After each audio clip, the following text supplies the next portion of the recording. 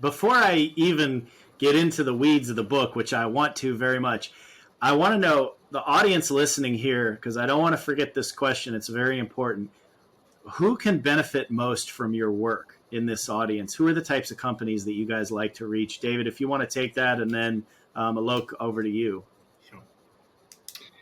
Well, I think if you start off with the oil and gas companies, I mean, we do work and have worked for companies like the big national oil companies, Total, the Emirates National Oil Company, Saudi Aramco, and others, and they need supply chain management techniques to achieve that cost reduction to compete with renewables. A lot of it consists of digitalization opportunities like virtual reality, augmented reality, drones, and things like that.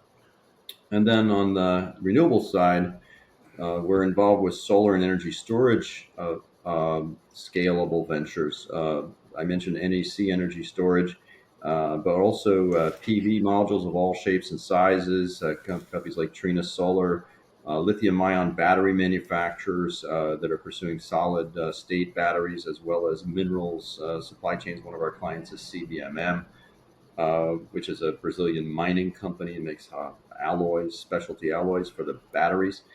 And then in the case of like hydrogen, we're interested in the green hydrogen and the blue hydrogen manufacturers, which often coincides with the oil companies, as well as the fuel cell manufacturers. Hydrogenics comes to mind, and the fuel distributors and refueling networks. The refueling networks is one of the areas where we see the biggest challenge for the entire transition, and we'd like to be a part of overcoming that challenge by contributing our tools and techniques.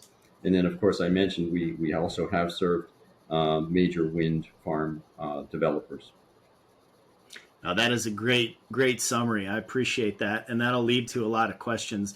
Alok, do you have anything to add to that? Oh yes. In addition to in addition to what David mentioned, um, I think that our audience could also include governments of many nations, right? We're living in the times where climate change is staring at us, and now it's not just we're not we have gone way beyond just negotiations with not much result, but countries are taking upon themselves because they're now seeing that it's got a real impact on the economic growth and business growth as well.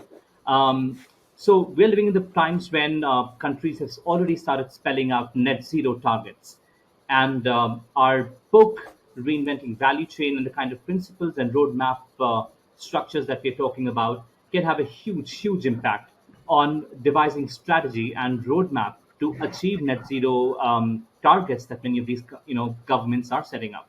So especially in the context of emerging economies, where uh, even though very ambitious targets are being set, but the a realistic roadmap does not exist.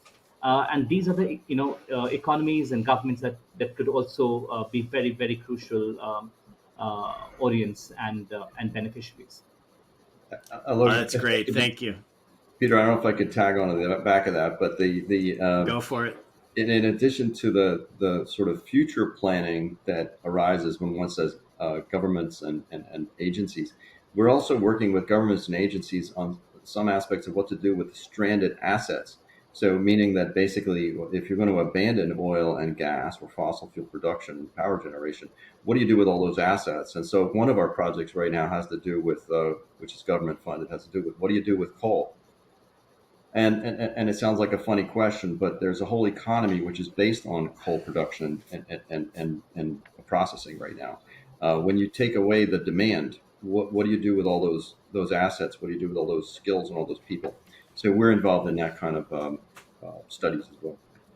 Those are great studies, and not enough people are doing them because we do have those assets out there. Energy spectrum. For more energy superheroes with Peter Perry, visit energy.media.